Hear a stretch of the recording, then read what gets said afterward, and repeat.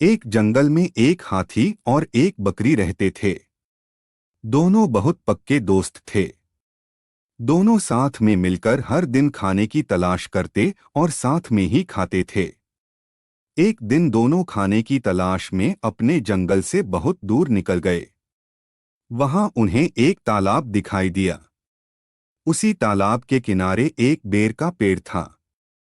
बेर का पेड़ देखकर हाथी और बकरी बहुत खुश हुए। वह दोनों बेर के पेड़ के पास गए।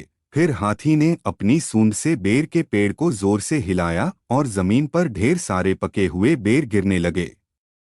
बकरी जल्दी जल्दी गिरे हुए बेरों को इकट्ठा करने लगी।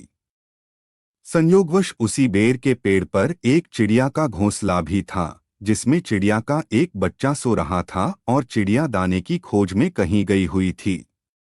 बेर का पेड़ जोर से हिलाने के कारण चिड़िया का बच्चा घोंसले से बाहर तालाब में गिर पड़ा और डूबने लगा। चिड़िया के बच्चे को डूबता हुआ देखकर उसे बचाने के लिए बकरी तालाब में कूद गई, लेकिन बकरी को तैरना नहीं आता था। इस वजह से वह भी तालाब में डूबने लगी। बकरी को डूबता हुआ देखकर हाथी भी तालाब में कूद गया और उसने चिड़िया के बच्चे और बकरी दोनों को डूबने से बचा लिया।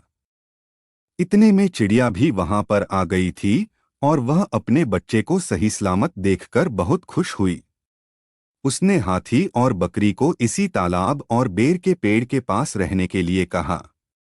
तब से हाथी और बकरी भी चिड़िया के साथ उस बेर के पेड़ के नीचे रहने लगे। कुछ ही दिनों में चिड़िया का बच्चा बड़ा हो गया।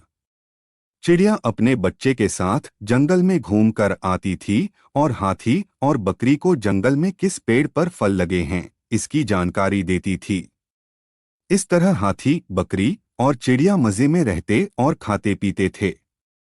बच्चों, इस कहानी से हमको ये शिक्षा मिलती है, हमें किसी का बुरा नहीं करना चाहिए। अगर हमारी गलती से किसी को परेशानी होती है तो उस गलती को सुधारना चाहिए और मनमुटाव दूर करते हुए एक दूसरे की मदद करनी चाहिए।